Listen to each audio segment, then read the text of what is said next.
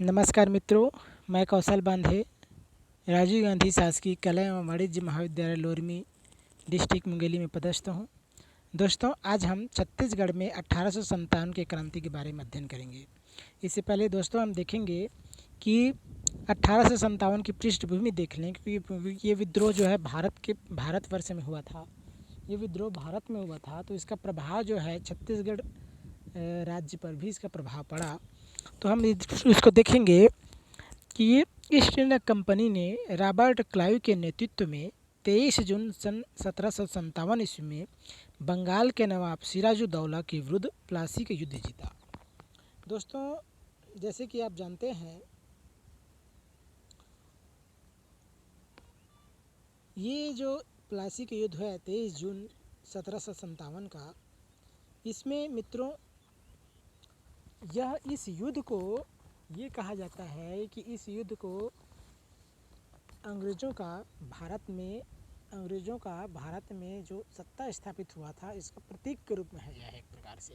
क्योंकि इसी युद्ध में, प्लासी के युद्ध में ही अंग्रेज़ों ने क्या किया था, बंगाल के जो नवाब से सिराजुद्दौला को पराजित किया था और बंगाल को अपने नियंत्रण में ले लिया था। उसके बाद क्या हुआ, अब जब यानी बंगाल को अपने नियंत्रण में लेने के बाद उनको यह अधिकार मिल गया कि अब बंगाल में वे क्या कर सकते हैं, कर मुक्त व्यापार करने का अधिकार उनको मिल गया प्लासी के युद्ध में विजय प्राप्त करने के बाद अंग्रेज़ों को। ठीक है, अब हुआ इसके बाद 1764 में क्या हुआ, बक्सर की युद्ध हुआ। ये बक्सर की युद्ध जो है मुख्य रूप से ये अवध के नवाब सिराजुद्दौला, बंगाल के नवाब जो अबदस्त नवाब था मीर कासिम, और जो आपका मुग़ल बादशाह था शाह आलम, ये तीनों सम्मिलित थे और एक तरफ थे अंग्रेज़। यह जो युद्ध हुआ बक्सर के मैदान में हुआ मित्रों, और यह 1764 में हुआ था। इस युद्ध में अंग्रेज़ों को पूर्ण रूपेण विजय प्राप्त हुई और इस युद्ध के बाद और इस युद्ध में विजय के बाद बंगाल पर अंग्रेज़ों का पूरी तरह से अधिकार स्थापित हो गया। यह एक निर्णायक युद्ध था। इसके बाद कंपनी ने धीरे धीरे पूरे भारत पर अपना प्रभाव जो है स्थापित कर लिया। किस प्रकार अंग्रेज़ों की शोषणकारी नीति, धार्मिक व सामाजिक मामलों में हस्तक्षेप, वैचारिक मतभेद, आर्थिक शोषण आदि अनेक कारणों से भारतीय लोगों में असंतोष के फलस्वरूप 1757 ईस्वी के विद्रोह ने जन्म लिया। यद्यपि मित्रों, आप जैसे कि आप जानते हैं कि किसी भी कार्य के पीछे कोई न कोई कारण छिपा होता है, और किसी भी महान विद्रोह के पीछे सिर्फ एक कारण नहीं होता, अपितु अनेक कारणों के योग से यह विद्रोह या जो भी विद्रोह होता है वह होता है। तो इसमें भी 1857 जो क्रांति हुआ था, इसमें भी अनेक कारणों के योग ने क्या किया, 1857 क्रांति को उत्पन्न किया, जिसमें है अंग्रेज़ों के शोषणकारी नीति, धार्मिक व सामाजिक मामलों में हस्तक्षेप, वैचारिक मतभेद, आर्थिक शोषण आदि अनेक कारण थे जिन्होंने क्या किया, 1857 क्रांति को जन्म दिया। इस विद्रोह का आरंभ मई में छावनी क्षेत्रों में छोटी झड़पों तथा आगजनी से हुआ था। जनवरी माह तक इसने एक बड़ा रूप ले लिया। धीरे धीरे क्या हुआ मित्रों, ये धीरे धीरे एक बड़ा रूप लेता चला गया। यद्यपि यह विद्रोह देश के चुनिंदा हिस्सों में ही हुआ था, फिर भी इसने भारत में ब्रिटिश साम्राज्य की जड़ें हिला दी थी। यद्यपि जैसे कि आप जानते हैं मित्रों कि दक्षिण भारत है ना, और ये क्षेत्र पूर्ण रूप से अछूता था आपका, और सिर्फ जो है उत्तर भारत और उत्तर और पूर्वी भारत में यह विद्रोह मुख्य रूप से हुआ था। और ये जो दो पार्ट थे, ये पूर्ण रूप से इस विद्रोह से अछूता था। यानी एक प्रकार से हम कह सकते हैं कि मित्रों कि भारत में यह विद्रोह पूर्ण रूपेण सभी क्षेत्रों में नहीं हुआ था, अपितु कुछ क्षेत्रों में यह विद्रोह हुआ था। लेकिन यह विद्रोह इतनी मजबूती से हुआ था कि इस विद्रोह ने अंग्रेज़ों की जो जड़ें थी उनको भी हिलाकर रख दिया था। यानी अंग्रेज़ों को यह विद्रोह ने विवश कर दिया था कि सत्ता को जो है ब्रिटिश कंपनी से हटा करके ब्रिटिश क्राउन के अधीन कर दिया गया। इस प्रकार निश्चित संगठन के अभाव एवं सीमित क्षेत्र में विस्तार के कारण यह विद्रोह असफल हो गया। यद्यपि मित्रों यह विद्रोह असफल तो हो गया, लेकिन इसका प्रभाव दूरगामी पड़ा। विद्रोह का अंत भारत में ईस्ट इंडियन कंपनी के शासन के समाप्ति के साथ हुआ तथा पूरे भारत पर ब्रिटिश ताज का प्रत्यक्ष शासन आरंभ हो गया, जो अगले 90 वर्षों तक यानी चलता रहा। यानी 1947 तक भारत को जो स्वतंत्रता प्राप्त हुई थी, मिली थी 1947 में, इस समय तक जो है अब जो है ब्रिटिश क्राउन ने सीधे प्रत्यक्ष रूप से भारत में शासन करना आरंभ किया। ये था मित्रों 1857 क्रांति के पृष्ठभूमि, यानी इनका बैकग्राउंड था। और इसमें अब ये देखें कि किस प्रकार भारत में ये विद्रोह आरंभ हुआ और क्यों हुआ था, इसके क्या कारण थे, इसको हम देख लिए। अब हम देखेंगे कि इसका प्रभाव छत्तीसगढ़ में क्या पड़ा। यानी 1857 का जो क्रांति हुआ है, यह इसका प्रभाव, इसका क्या कारण थे, छत्तीसगढ़ में इसका क्या प्रभाव पड़ा, और छत्तीसगढ़ में ऐसे कौन से प्रमुख जो नेता थे जिन्होंने इस विद्रोह में शामिल हुआ, इन सभी चीज़ों के बारे में हम अध्ययन करेंगे। 1857 ईस्वी का भारतीय विद्रोह, जिसे भारत का प्रथम स्वतंत्रता संग्राम के नाम से जाना जाता है, इसका प्रभाव उत्तर व मध्य भारत में ही हुआ। मित्रों देखिए उत्तर व मध्य भारत में हुआ था। जैसे कि आप देखते हैं कि दिल्ली, अवध, झांसी, उत्तर प्रदेश, मध्य प्रदेश, इन क्षेत्रों में, मध्य प्रदेश, बिहार, इन क्षेत्रों में मुख्य रूप से मित्रों ये विद्रोह हुआ था।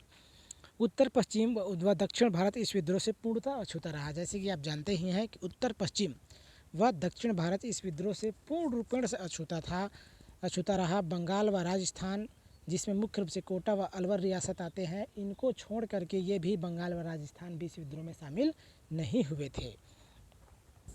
छत्तीसगढ़ में भी इसका प्रभाव परिलक्षित होते देख मुख्यालय नागपुर के कमिश्नर मिस्टर प्लाउंडर ने मद्रास स्थित अंग्रेज अधिकारियों को सूचना प्रेषित कर बहरामपुर से सेना की 5 टुकड़ियों को तत्काल रायपुर प्रस्थान करने का संदेश भेजा।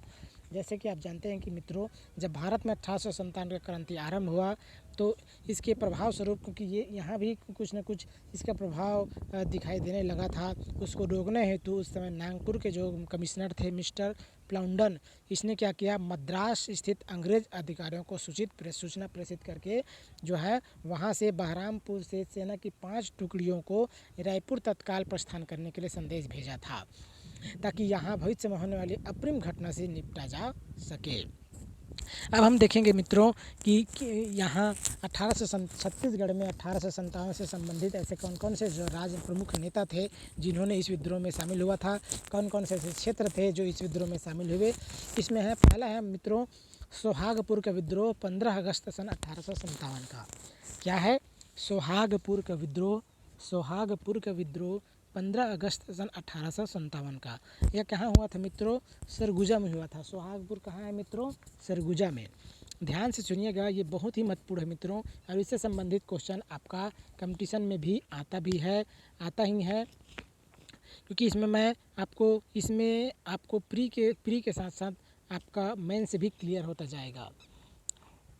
तो सोहागपुर का विद्रोह 15 अगस्त 1857 ये हुआ था। कहाँ हुआ था मित्रों? सरगुजा में हुआ था, और इसका नेतृत्व किया था रंगाजी बापू। किसने किया था? रंगाजी बापू ने विद्रोह किया था, इसका नेतृत्व किया था। अगर हम इसे विस्तार से देखेंगे तो 15 अगस्त सन 1857 ईस्वी को गुरूर सिंह, रणमंत सिंह एवं संबलपुर के जमींदारों के नेतृत्व में उत्तर की ओर एक विशाल संख्या में विद्रोही एकत्रित हुए। उन्होंने रायपुर के जमींदारों को भी अपने अपने झंडे के नीचे एकत्रित होने का आह्वान किया। इन विद्रोहियों के नेता सतारा नरेश के भूतपूर्व वकील रंगाजी बापू थे। यानी ये जो विद्रोह था मुख्य रूप से गुरूर सिंह, रणमंत सिंह एवं संबलपुर के जमींदारों के नेतृत्व में किया गया, जिसका नेतृत्व मुख्य रूप से किया था सतारा नरेश के जो भूतपूर्व वकील थे आपका रंगाजी बापू। इन्होंने इस विद्रोह का नेतृत्व किया था, सोहागपुर का विद्रोह का। यद्यपि सोहागपुर में इन विद्रोहियों की स्थिति मजबूत थी, किंतु तत्काल बाद ही रायपुर के डिप्टी कमिश्नर ने अपनी सेना के साथ सोहागपुर के पास इन विद्रोहियों पर आक्रमण कर दिया और उन्होंने आगे बढ़ने नहीं दिया। यानी विद्रोह ज़्यादा सफल नहीं रहा, लेकिन फिर भी मित्रों यह विद्रोह ने क्या किया, अन्य विद्रोहों को उत्पन्न करने में एक प्रकार का ज्वलंत का काम किया, एक प्रकार का माचिस का काम किया मित्रों। तो ये था सोहागपुर का विद्रोह 15 अगस्त सन 1857। इनका ये कहाँ हुआ था? सरगुजा में हुआ था और इसका नेतृत्व करता था मित्रों रंगाजी बापू। दूसरा है मित्रों सोना खान का विद्रोह। ये बहुत ही महत्वपूर्ण विद्रोह है मित्रों, इससे संबंधित क्वेश्चन आता भी है। तो इसमें सोना खान का विद्रोह, सोना खान का देखिए इसमें बहुत सारा क्वेश्चन आया है, CGPSC में भी आया है, ABDO ABEO में भी आया है, व्यापम में भी पूछता है मित्रों, लाइब्रेरी साइंस में भी इसमें आया है, लाइब्रेरियन से संबंधित क्वेश्चन आया है सोहागपुर का सोना खान के विद्रोह से। तो सोना खान का जो विद्रोह है इसका स्थान है सोना खान वर्तमान में छत्तीसगढ़ में कहाँ है मित्रों? बलौदा बाजार। बलौदा बाजार तहसील के अंतर्गत आता था उस समय। अब क्या है वर्तमान में बलौदा बाजार क्या है? एक प्रकार का जिला बन गया है। इसका नेतृत्व किया था मित्रों जैसे कि आप जानते ही हैं वीर नारायण सिंह। सोना खान के विद्रोह का नेतृत्व किसने किया था? वीर नारायण सिंह ने किया था। तो इसमें प्रमुख जो अधिकारी थे उसमें नागपुर कमिश्नर थे मिस्टर प्लाउंडन। किसने किए थे? नागपुर कमिश्नर थे मिस्टर प्लाउंडन। रायपुर के डिप्टी कमिश्नर थे चार्ल्स सी इलियट और पुलिस अधिकारी थे कैप्टन स्मिथ। ये जो तीनों अधिकारी थे मित्रों, इनका नाम विशेष रूप से आप याद कर लीजिए, विशेष रूप से आप अपने जहन में रखिएगा, ध्यान में रखिएगा, क्योंकि इससे संबंधित क्वेश्चन पूछा ही जाता है। क्योंकि ये सोना खान का विद्रोह कहाँ हुआ है? बलौदा बाजार तहसील में हुआ है। नेतृत्व करता था वीर नारायण सिंह और जो प्रमुख अधिकारी थे नागपुर कमिश्नर थे मिस्टर प्लाउंडन, रायपुर के डिप्टी कमिश्नर थे चार्ल्स सी इलियट और पुलिस अधिकारी थे कैप्टन स्मिथ। अब हम इसको विस्तार से पढ़ेंगे। तो सोना खान जमींदारी क्षेत्र ब्रिटिश काल में कलचुरियों की बिलासपुर शाखा के अंतर्गत आता था। जो सोना खान जमींदारी क्षेत्र है मित्रों, यह ब्रिटिश क्षेत्र में किस समय आता था? ब्रिटिश काल में कलचुरियों की आपका बिलासपुर शाखा के अंतर्गत आता था। सोना खान के जमींदार बिंझवार जनजाति के थे। ये क्वेश्चन बार बार पूछा जाता है मित्रों कि सोना खान के जमींदार या वीर नारायण सिंह किस जनजाति के थे? तो बिंझवार जनजाति के थे। इस जमींदारी की शुरुआत बिसई ठाकुर बिंझवार वीर नारायण सिंह के पूर्वज ने 1490 ईस्वी में की थी। यानी इस जो आपका सोना खान जमींदारी की शुरुआत जो है बिसई ठाकुर बिंझवार थे मित्रों, ये वीर नारायण सिंह के पूर्वज थे। इन्होंने 1490 ईस्वी में इस जमींदारी की शुरुआत की थी। इस जमींदारी में कुल 12 ग्राम थे जो उन्हें रतनपुर की कलचुरी नरेश बहारेंद्र शाह के द्वारा सैन्य सेवा के बदले पुरस्कार स्वरूप जो है कर मुक्त जागीर के रूप में दिया गया था। मित्रों ध्यान से सुनिएगा, ये जो सोना खान के जो जमींदार थे आपका बिसई ठाकुर बिंझवार, इनको जो है किसने दिया था? उस समय जो है रतनपुर के जो कलचुरी नरेश थे, कलचुरी राजा थे बहारेंद्र शाह, इसने दिया था। क्यों दिया था भाई? तो इसलिए दिया था क्योंकि इन्होंने क्या किया था, बहारेंद्र शाह के समय में सैन्य सेवा के बदले इनको पुरस्कार स्वरूप जो है कर मुक्त भूमि, क्या मुक्त भूमि, ये जो सोना खान जमींदारी से ये जो बिसई ठाकुर बिंझवार ये कर मुक्त, ये उनको बहारेंद्र शाह को कर देते नहीं थे क्योंकि ये कर मुक्त भूमि थी। और इन जमींदारों को इन्होंने कर मुक्त भूमि के रूप में, जागीर के रूप में बिसई ठाकुर बिंझवार को ये बहारेंद्र शाह ने दिया था। यह जमींदारी 366 वर्षों से बिंझवार वंश के पास ही थी। ठीक है, देखिएगा कितनी वर्षों से थे? 366 वर्षों से बिंझवार वंश के पास ही थी तथा इस जमींदारी का पट्टा सैनिक शासन के अंतर्गत आता था। देखिए ध्यान से सुनिएगा, इस जमींदारी की जो पट्टा है, इस जमींदारी का पट्टा किस शासन के अंतर्गत आता था? तो सैनिक शासन के अंतर्गत आता था। अतः यहाँ से अंग्रेजों को किसी भी प्रकार का कर प्राप्त नहीं होता था। किंतु अंग्रेजों को इस क्षेत्र से 303 रुपया 12 आने का राजस्व प्रतिवर्ष प्राप्त होता था। देखिए कुछ ज़्यादा विशेष यहाँ राजस्व प्राप्त नहीं होता था, सिर्फ इनको 303 रुपया व 12 आने का राजस्व जो है प्रतिवर्ष जो है प्राप्त होता था अंग्रेजों को। तो अब हम देखेंगे मित्रों, इसीलिए यानी ये कर मुक्त भूमि थी, इसमें कुछ विशेष जो है सोना खान जमींदारी से अंग्रेजों को प्राप्त नहीं होता था क्योंकि इसमें बहारेंद्र शाह ने इनको कर मुक्त भूमि के रूप में दिए थे। इसी कारण इस क्षेत्र को विशेष को अपने नियंत्रण में लाने के लिए अंग्रेजों ने क्या किया, इस पर अपने नियंत्रण में लाने हेतु अंग्रेजों ने यहाँ हस्तक्षेप करने का प्रयास किए। तो अब हम देखेंगे कि सोना खान के जमींदार कौन कौन थे। तो एक तो थे बिसई ठाकुर बिंजवार, दूसरा था उनका राम राजे, तीसरा नंबर में आएगा मित्रों राम राय, और चौथे नंबर में थे आपका नारायण सिंह। इसी को नारायण सिंह को वीर नारायण सिंह के नाम से जाना जाता है। तो 4 ऐसा है जिनको याद कर लीजिए मित्रों, बहुत महत्वपूर्ण है। एक तो है बिसई ठाकुर, दूसरा है राम राजे, तीसरा है आपका राम राय, और चौथा है वीर नारायण सिंह। सन 1818 ईस्वी में अंग्रेजों का सोनाखान क्षेत्र पर प्रशासनिक नियंत्रण देखकर तत्कालीन जमींदार राम राय ने अपना आक्रोश एवं विरोध प्रदर्शित किया। उन्होंने 1819 ईस्वी में ब्रिटिश शासन के खिलाफ बगावत कर दी। 1819 ईस्वी में ब्रिटिश शासन के खिलाफ बगावत कर दी, किंतु जल्द ही कैप्टन मैक्सन के द्वारा इस विद्रोह का दमन कर दिया गया और राम राय को बंदी बना लिया गया। किसको? राम राय को बंदी बना लिया गया। राम राय को बंदी बना लिया गया, किंतु बाद में अंग्रेजों द्वारा राम राय को मुक्त कर दिया गया और उसे उसकी जागीर वापस दे दी गई। हाँ जी, अब अगर हम इसको विस्तार से देखेंगे मित्रों, तो राम राय का पुत्र नारायण सिंह 35 वर्ष की आयु में अपने पिता की मृत्यु के पश्चात, देखिए राम राय का पुत्र था, वीर नारायण सिंह किसके पुत्र थे मित्रों?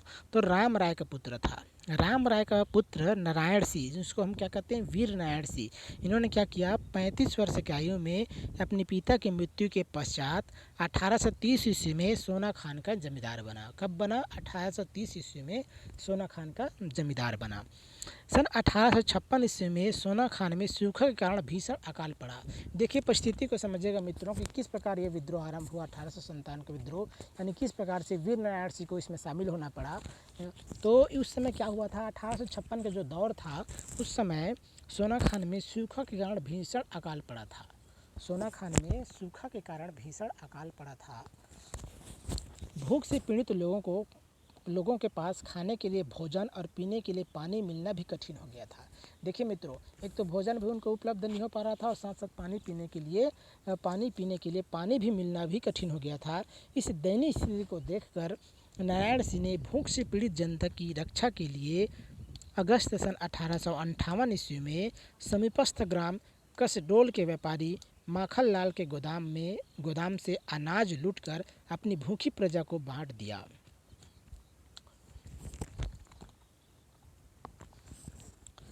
इसमें क्या हुआ था? 1858 में क्या हुआ? 1858 में समीपस्थ ग्राम कसडोल के व्यापारी थे माखनलाल, इनके गोदाम से अनाज लूटकर अपनी भूखी प्रजा को बांट दिया, किंतु उसने उतना ही अनाज गोदाम से निकाला जितना अनाज से लोगों की भूख मिट सके। देखिए मित्रों, ये घटना घटित हो गया कि जब 1856 में भीषण अकाल पड़ गया, आपका सोनाखान क्षेत्र में सूखा पड़ा, भीषण अकाल पड़ा, तो वहाँ आम जनता भूखे मरने लग गए। तो परिणाम स्वरूप क्या किया इन्होंने? 1858 में उस समय के समीपस्थ ग्राम कसडोल के जो व्यापारी थे माखनलाल, उनके यहाँ से क्या किया इन्होंने? अनाज लूट लिया और भूखी प्रजा में बांट दिया। और देखिए यहाँ ईमानदारी भी इन्होंने दिखाया कि उतना ही अनाज लूटा जितना जो है आम जनता को आवश्यकता थी। ठीक है। बाद में नारायण सिंह ने इस घटना की सूचना रायपुर के डिप्टी कमिश्नर को भी दे दी। देखिए मित्रों, ये घटना घटित होने के बाद उन्होंने क्या किया? रायपुर के जो डिप्टी कमिश्नर थे, इसको भी इस घटना की सूचना वीर नारायण सिंह ने दे दी, किंतु रायपुर के डिप्टी कमिश्नर ने इस कृत्य को कानून विरोधी समझा और उसकी गिरफ्तारी का वारंट जारी कर दिया। उसने तत्काल रायपुर से कटक तक सभी प्रशासनिक अधिकारियों को नारायण सिंह की गिरफ्तारी का संदेश भेजा।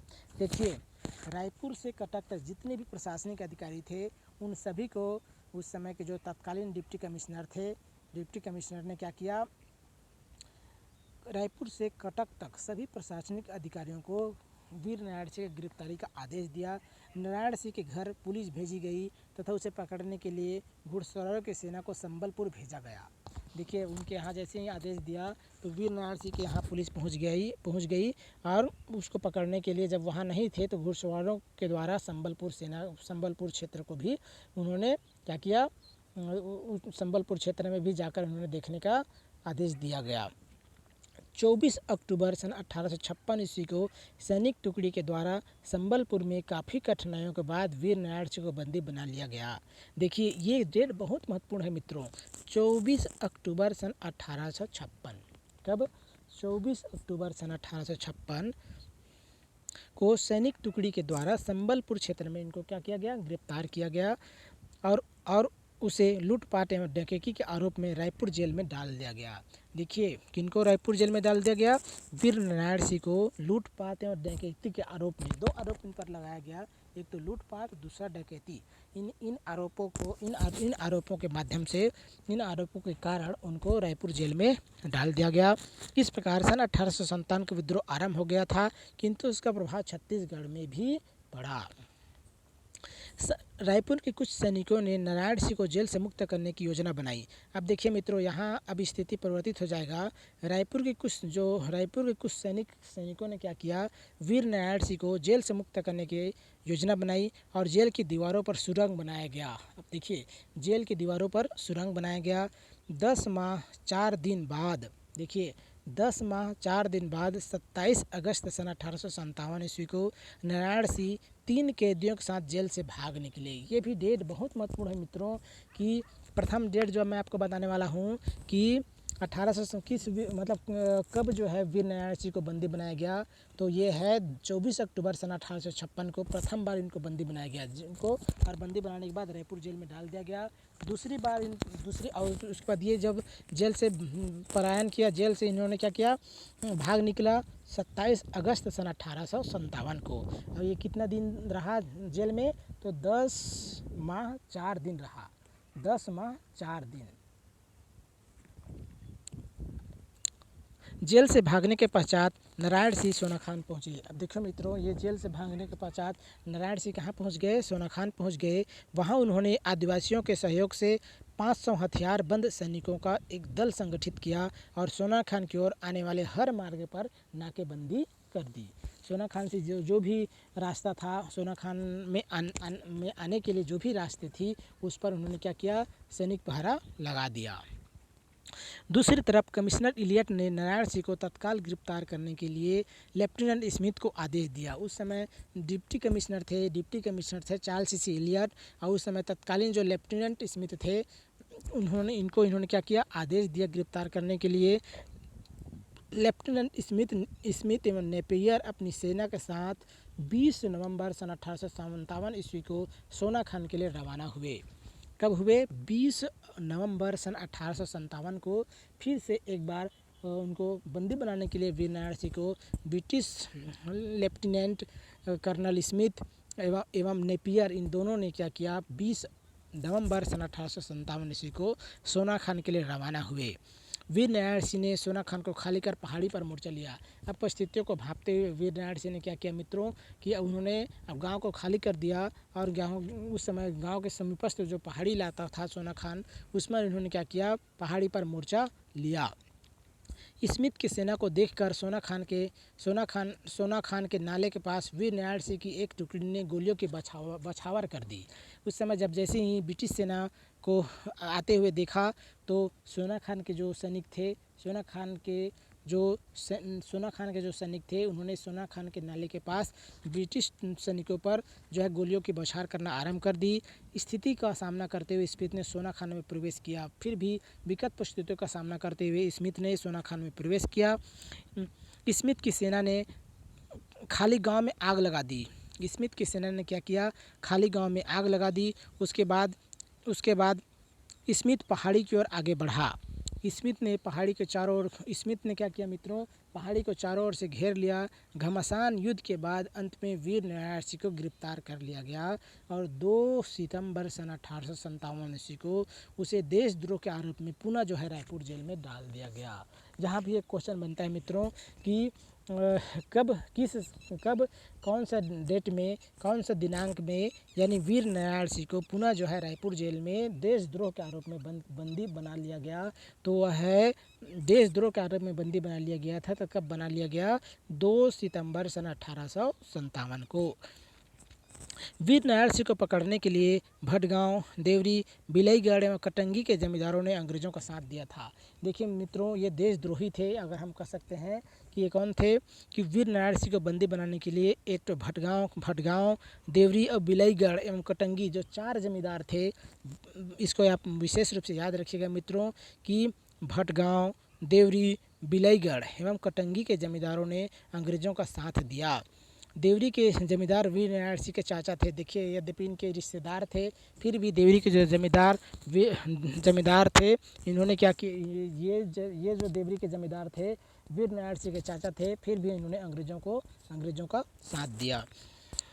छत्तीसगढ़ डिविजनल रिकॉर्ड पत्र क्रमांक 286 दिनांक 10 दिसंबर सन 1857 ईस्वी के अनुसार नारायण सिंह को 10 दिसंबर सन 1857 को फांसी की सजा दी गई और जय स्तंभ चौक में उसे तोप से उड़ा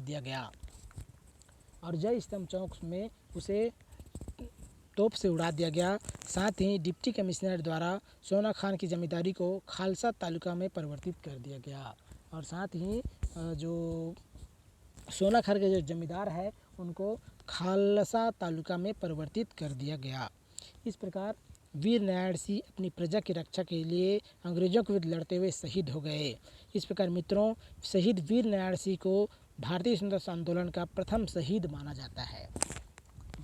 इस प्रकार जो वीर नारायण सिंह है उनको क्या कहा जाता है, भारतीय स्वतंत्रता आंदोलन का प्रथम शहीद माना जाता है। मित्रों, ये क्वेश्चन बार बार रहता है कि छत्तीसगढ़ के प्रथम शहीद का नाम बताइए। छत्तीसगढ़ के प्रथम शहीद जिसने 1857 के विद्रोह में शामिल हुए और उनको फांसी की सज़ा दी गई, तो ये इसमें आंसर आएगा मित्रों आपका वीर नारायण सिंह। और एक बात इसमें और विशेष रूप से ध्यान से सुनिएगा कि इनको कब फांसी दी गई, तो 10 दिसंबर सन 1857 को फांसी दी गई। कहाँ दी गई, तो रायपुर के जय स्तंभ चौक में।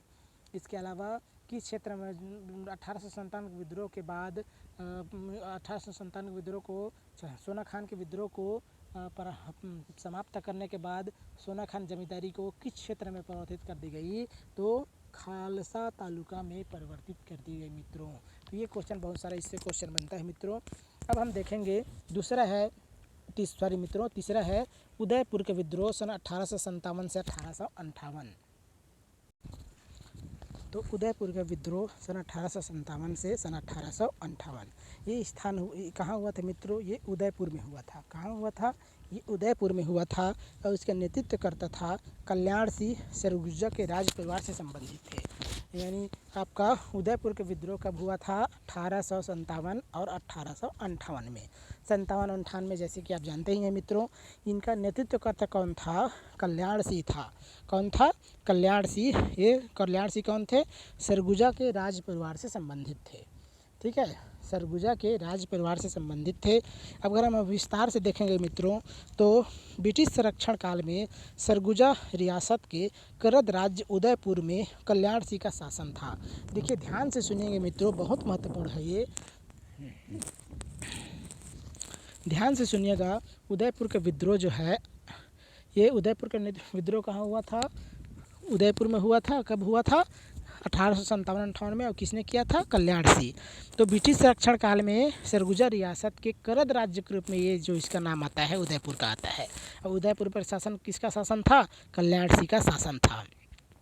सन 1852 ईस्वी में अंग्रेजों ने यहाँ के शासक कल्याण सिंह और उसके 2 भाइयों शिवराज सिंह और धीरज सिंह को मानव हत्या का आरोप लगाकर कैद कर लिया तथा उन्हें रांची के जेल में बंद कर दिया। देखिए मित्रों, यहाँ घटना कैसे घटित हुआ, सन 1852 की घटना है। यहाँ अंग्रेजों ने उस समय कल्याण सिंह के जो 2 भाई थे, शिवराज सिंह और धीरज सिंह को क्या किया, मानव हत्या के आरोप में कैद कर लिया और उनको रांची के जेल में बंद कर दिया। उसके पश्चात उदयपुर को ब्रिटिश साम्राज्य में विलय कर लिया गया। देखिए 2 काम कर दिया, एक तो उनको बंदी बना लिया गया, दूसरी बात ब्रिटिश साम्राज्य के द्वारा उदयपुर को ब्रिटिश साम्राज्य में विलय कर लिया गया। सन 1857 ईस्वी के विद्रोह के समय रांची में अंग्रेजों का प्रभाव कम होते देख राजा कल्याण सिंह अपने दोनों भाइयों के साथ जेल से भाग निकले और उदयपुर पहुँचे। उदयपुर में उसने अपने खोए हुए क्षेत्र को वापस प्राप्त किया तथा अंग्रेजों के विरुद्ध अपनी सैनिक सेना को संगठित करके विद्रोह कर दिया। अंग्रेजों से संघर्ष करते हुए कल्याण सिंह एवं धीरज सिंह की मृत्यु हो गई। देखिए, अंग्रेजों से संघर्ष करते हुए कल्याण सिंह एवं धीरज सिंह की मृत्यु हो गई। रायपुर के गौड़ शासक देवनाथ सिंह की सहायता से शिवराज सिंह को बंदी बना लिया गया। देखो ये भी देशद्रोही था देवनाथ सिंह मित्रों। ये रायपुर नहीं है मित्रों, ये रायगढ़ के गौड़ शासक थे। कहाँ के गौड़ शासक थे? रायगढ़ के गौड़ शासक देवनाथ सिंह की सहायता से शिवराज सिंह को बंदी बना लिया गया। उन पर मुकदमा चलाया गया और उसे काला पानी की सजा देकर अंडमान भेज दिया गया। इस प्रकार मित्रों ये उदयपुर के विद्रोह जो है को दमन कर दिया गया। और इस प्रकार ये तीसरा नंबर का उदयपुर का विद्रोह था, जिसने छत्तीसगढ़ में इसकी विद्रोह का भी बहुत अधिक महत्वपूर्ण प्रभाव था। और इन्होंने भी इस क्षेत्र में, उदयपुर के क्षेत्र में विशेष रूप से इन सरगुजा के राज परिवार से संबंधित जो शासक थे, परिवार थे, इन्होंने भी इस क्षेत्र में 1857 की अलग जगाई थी मित्रों। तो इसमें हम मुख्य रूप से एक बार और इसको देखेंगे कि उदयपुर का विद्रोह कब हुआ था मित्रों? 1857-58 में। कहाँ हुआ था? उदयपुर में हुआ था। और नेतृत्वकर्ता कौन था? कल्याण सिंह थे, जो सरगुजा के राज परिवार से संबंधित थे। आगे हम देखेंगे मित्रों, चौथा नंबर में है आपका सुरेंद्र साय का विद्रोह सन 1857 से सन 1864 तक। ये बहुत लंबा समय तक चला मित्रों ये विद्रोह, सुरेंद्र साय का विद्रोह। सुरेंद्र साय का विद्रोह 1857 से 1864 तक ये कहाँ हुआ था मित्रों? ये हुआ था संबलपुर में। कहाँ हुआ था? ये संबलपुर में हुआ था। और नेतृत्वकर्ता कौन था? सुरेंद्र साय था। कौन था इसका नेतृत्वकर्ता? सुरेंद्र साय था। इसका अगर हम भी नेतृत्वकर्ता कौन था मित्रों? सुरेंद्र साय। ब्रिटिश काल में संबलपुर क्षेत्र में चौहान वंश का शासन था। ध्यान से सुनिएगा मित्रों, ब्रिटिश काल में संबलपुर क्षेत्र में चौहान वंश का शासन था। सन 1827 ईस्वी में संबलपुर के शासक महाराज साय की मृत्यु हो गई। सन 1827 ईस्वी में संबलपुर के शासक महाराज साय की मृत्यु हो गई। उसके बाद राजपुर खिंडा के सुरेंद्र साय को राजगद्दी पर बैठना था। देखिए सन 1827 में क्या हुआ? संबलपुर के जो शासक थे महाराज साय की मृत्यु हो गई।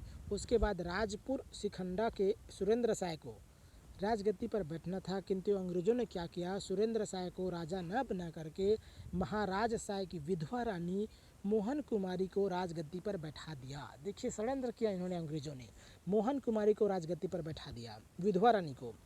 जन असंतोष को देखते हुए सन 1833 ईस्वी में अंग्रेजों ने मोहन कुमारी को राजगद्दी से हटा करके संबलपुर के राजा बलियार सिंह के ज्येष्ठ पुत्र विक्रम सिंह की रखेल से हुए पुत्र नारायण सिंह को गद्दी पर बैठा दिया। देखिए यहाँ भी एक प्रकार का षड्यंत्र किया अंग्रेजों ने।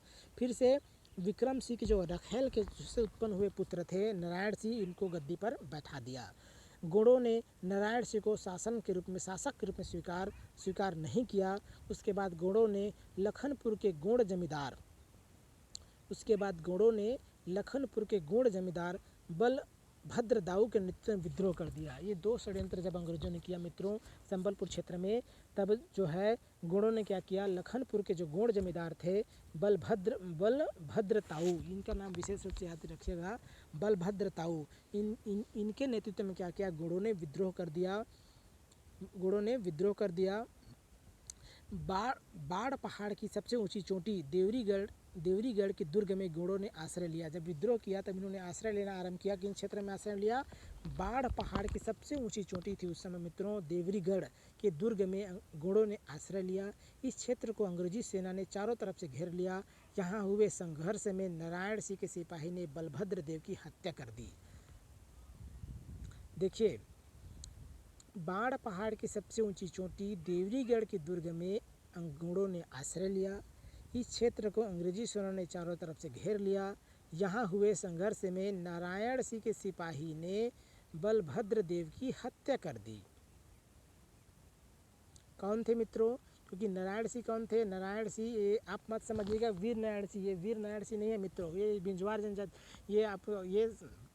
ये संबलपुर का ये कौन था? विक्रम सिंह के रखेल से उत्पन्न हुए पुत्र थे नारायण सिंह। ये नारायण सिंह किसके नियंत्रण में थे? अंग्रेजों के नियंत्रण में थे, क्योंकि अंग्रेजों के नियंत्रण में ही इनको क्या बनाया गया था? संबलपुर का राजा बना दिया गया था। तो इन्होंने नारायण सिंह के सिपाही ने जो गौड़ों ने जब विद्रोह किया तो विद्रोहकर्ता कौन थे? बलभद्र दाऊ। इनकी क्या कर दिया गया? हत्या कर दी गई। बलभद्र की मृत्यु के पश्चात सुरेंद्र साय ने इस विद्रोह का नेतृत्व किया। जब बलभद्र दाऊ की मृत्यु हो गई तब सुरेंद्र साय ने क्या किया, इस विद्रोह का नेतृत्व संभाला।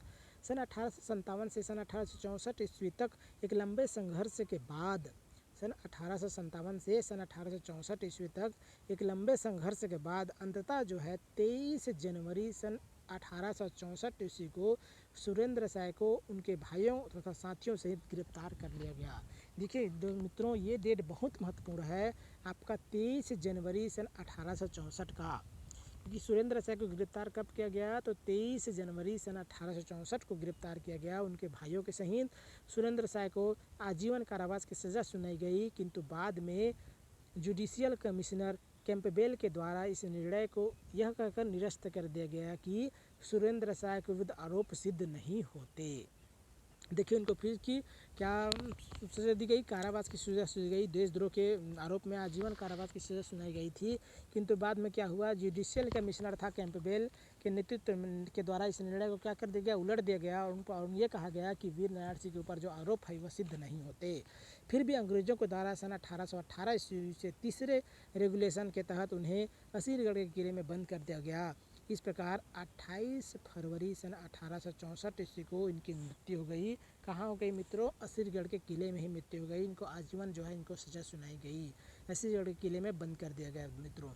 इस प्रकार मित्रों जो सुरेंद्र साय का विद्रोह था सन 1857 से सन 1864 का जो विद्रोह इसमें हुआ था, ये भी विद्रोह में मित्रों संबलपुर के क्षेत्र ने इस विद्रोह में बहुत बढ़ चढ़कर जो है इसमें भाग लिया था 1857 के विद्रोह में।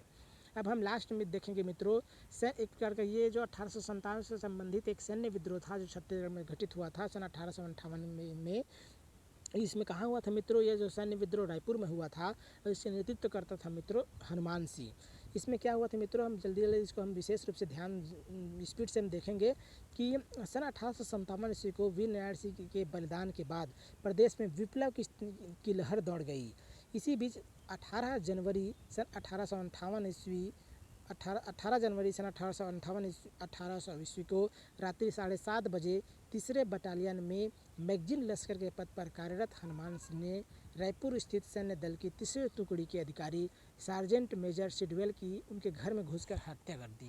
देखिए इसमें क्या हुआ मित्रों मैगजीन लश्कर थे, इन्होंने क्या किया 7:30 बजे 18 जनवरी सन 1858 को सार्जेंट मेजर सिडवेल की हत्या कर दी इन्होंने इसमें घुस करके। किसने, जो रायपुर के तीसरे बटालियन में मैगजीन लश्कर के पद पर थे हनुमान सिंह, इन्होंने सिडवेल की हत्या कर दी।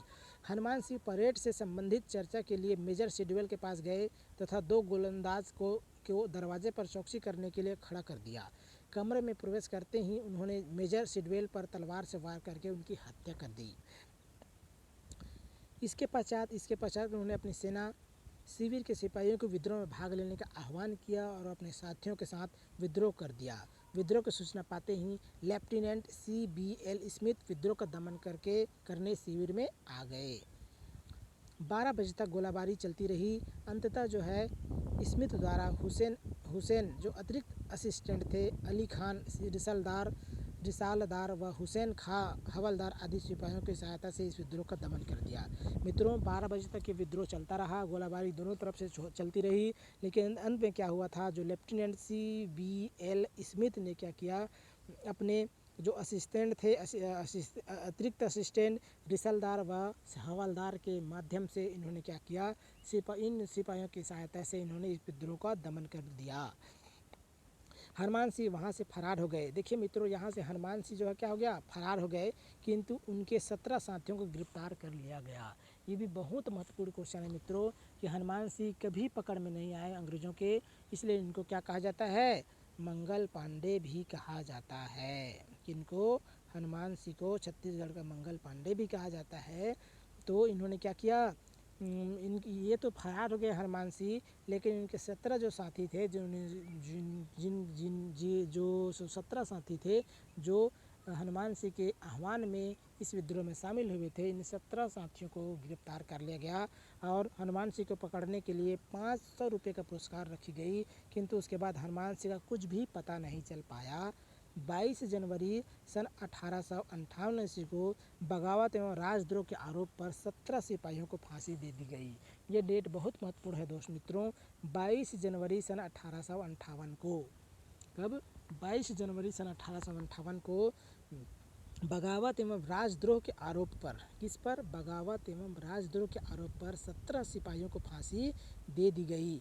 इन 17 सिपाहियों में एक हवलदार जो गाजी खान तथा 16 गोलंदाज थे। एक हवलदार थे मित्रों इन 17 सिपाही में, जिनको कहा जाता है गाजी खान कहा जाता था, और 16 जो गोलंदाज थे। इसमें हम मुख्य रूप से एक तो हवलदार थे, उसके बाद दूसरा था मित्रों गुलीज था, तीसरा था वीर नारायण था, चौथा था पन्ना लाल, पाँचवा था माता दीन, छठा नंबर का जो सिपाही थे अब्दुल हयात, सातवां नंबर का था दुर्गा प्रसाद, आठवां था लल्ला सिंह, नौवां था बल्ली दुबे, 10वां था नजर मोहम्मद, 11वां था श्री गोविंद, 12वां था देवी दीन, 13वां था ठाकुर सिंह, 14 था परमानंद, 15 था शोभाराम और 16वां था मित्रों अकबर हुसैन। इन 17 सिपाहियों को 22 जनवरी सन 1858 ईस्वी को राजद्रोह एवं बगावत के आरोप पर फांसी दे दी गई। लेकिन जो इनका नेतृत्व किया था मित्रों हनुमान सिंह, ये कभी अंग्रेजों के पकड़ में नहीं आए, इसलिए इनको छत्तीसगढ़ का मंगल पांडे के नाम से भी जाना जाता है। इस प्रकार मित्रों ये जो छत्तीसगढ़ में 1857 का प्रभाव था, ये 1857 का जो विद्रोह हुआ था, इसका प्रभाव भी छत्तीसगढ़ में प्रमुख रूप से पड़ा।